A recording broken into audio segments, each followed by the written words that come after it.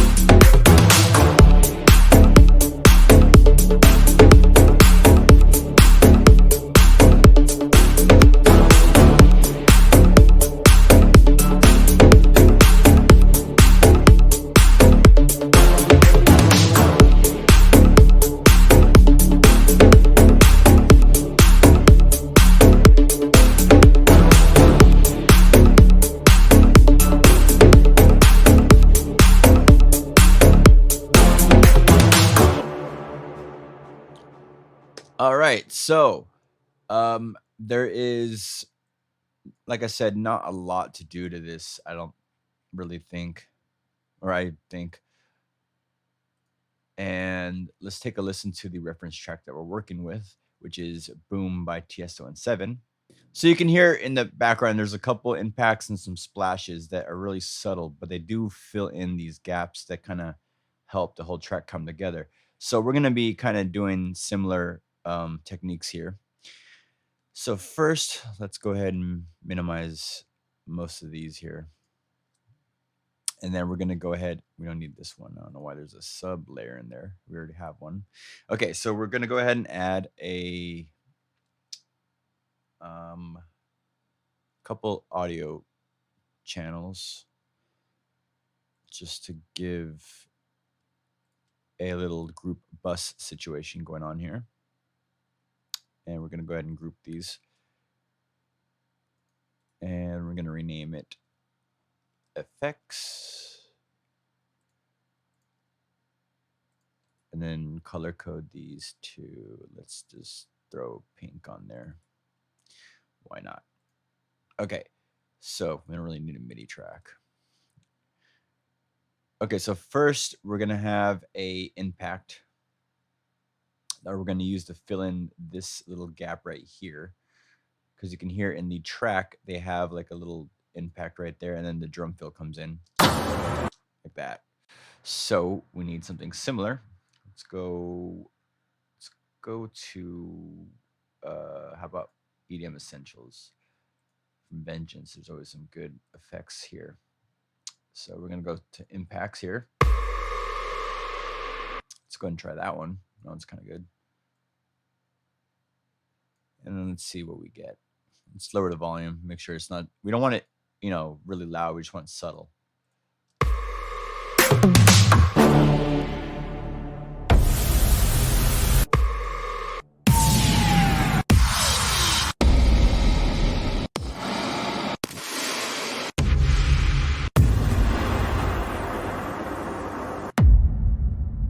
That one's actually kind of good. I like the low frequency ones, you know, the ones that are pretty low on the frequency spectrum. They kind of have that subby hit.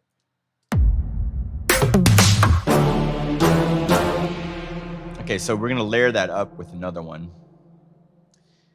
And let's kind of do some downlifter.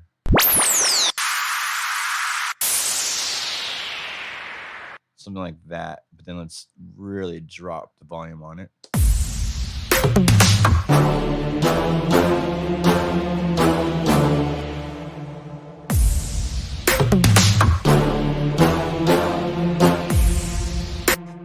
And then let's kind of automate some of the volume here. Or actually, we could just use the clip fade like that.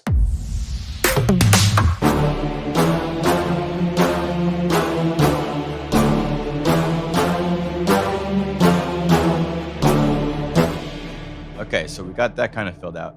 Now, what I like to do always here is, actually, we don't really need to put it on the master channel, but I like to use it in an effect, a VST effect called Endless Smile by a group called Dada Life. And it's a really useful effect. It just adds a bunch of filters, some grain delays, and it adds a lot of, I guess you could say the word would be anticipation or, you know, tension before a buildup. Now, since the only section that is going to be going on during the buildup is this brass here, we could literally just put it on this group bussing right here. Or we could actually just even put it on the actual channel itself. But yeah, let's do that. Let's just put it on the channel itself. Okay, so a lot of times you can put it on the master track and it has a really cool effect because it does it to the entire track. It, you know, adds a sweep. But let's go ahead and let's go to the extreme setting, and then we're gonna automate this parameter right here, the intensity knob. So we're gonna add a point there and a point there. And you can see the little guy gets excited. Okay, let's see what we get.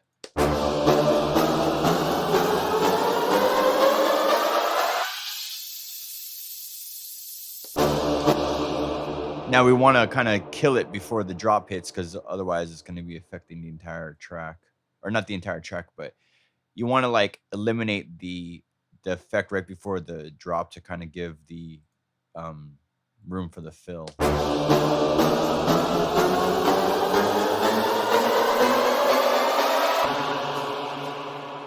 Okay, so that's a little too quick. Let's kind of just be more subtle with it. Let's try that.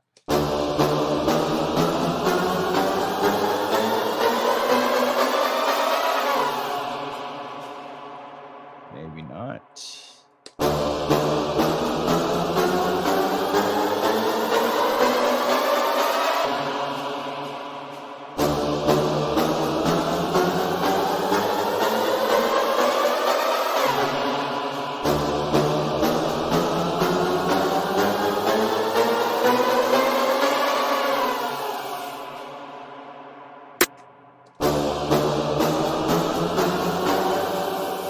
Okay, let's try a less extreme setting. How about broken down?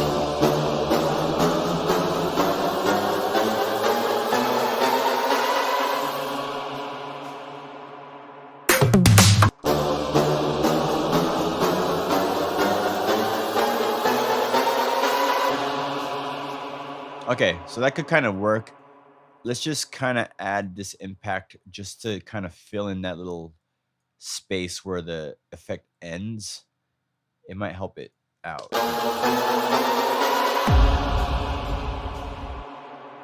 Like that. That kind of works.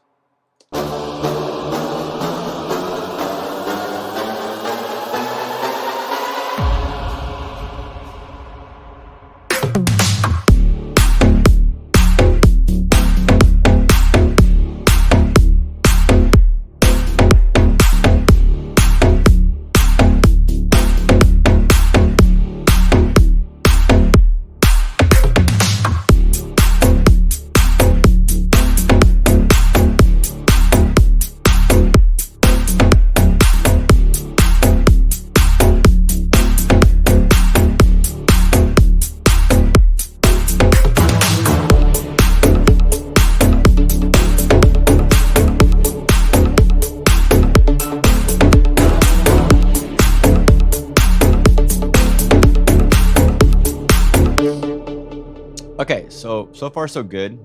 I think it could use another splash. I think. Let's go back to our vengeance pack here.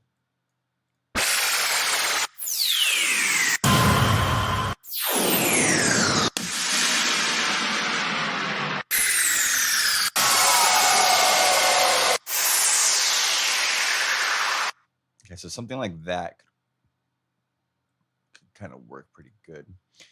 And then we're going to kind of throw it in when the change up happens here.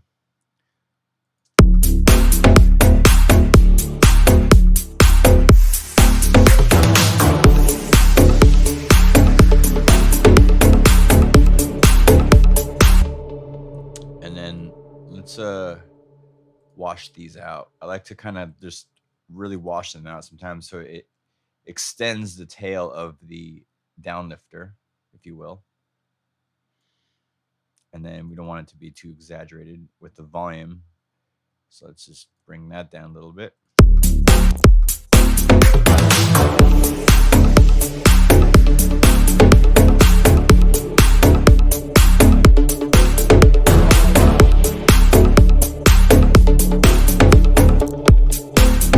Let's go even further. Let's get it really washed out.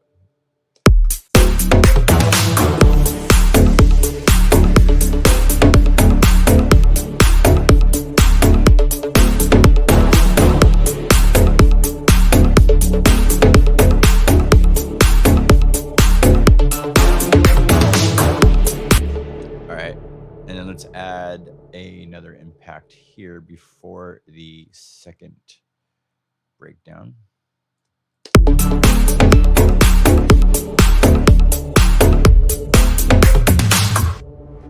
Okay, so like right there.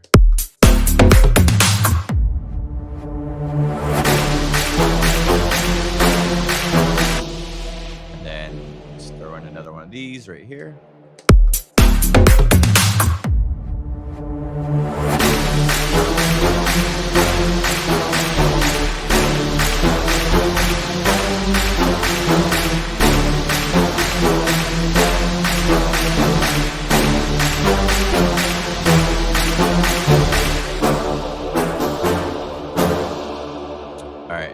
Another impact right here.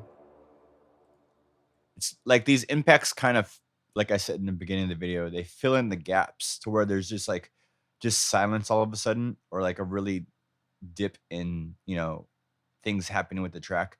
The impacts just kind of, they are like a little bit, I guess I kind of call them glue. They just kind of glue in these little extra areas to help bridge certain elements or certain sections of the track. So like right here, when the brass on its own starts happening with the impact, you'll hear like a little bit of a more cohesive transition here.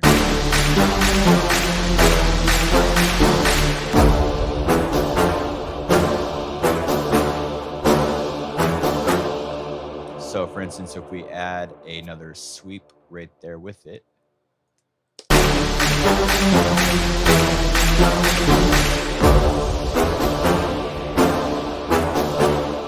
and then let's go ahead and get rid of the clip fade on here.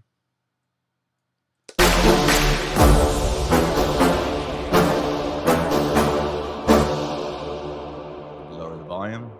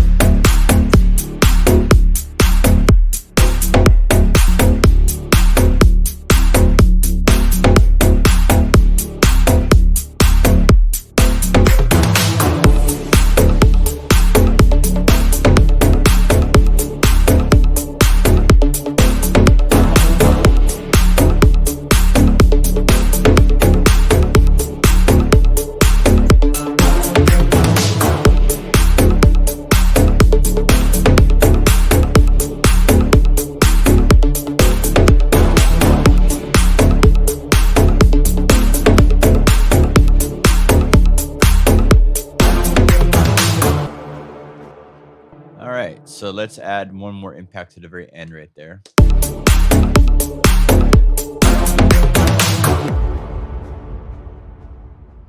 Kind of, you know, gives a nice little conclusion to the track there. And I think that should be good. I mean, like I said, there's not a lot you want to do if the track sounds pretty good without the effects. Overdoing the effects could really kind of clutter things up, and you don't want to do that at all, obviously. So you just want to, you know, again, fill in the gaps where there's, you know, some lulls in the activity in the track, so to speak. So I believe, let's take one more listen and see how we're at. Oh, actually, I did want to do a reverse brass stab in the beginning here.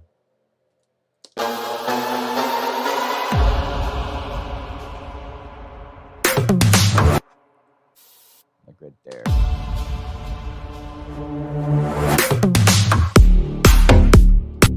Maybe lower the volume a little bit on it.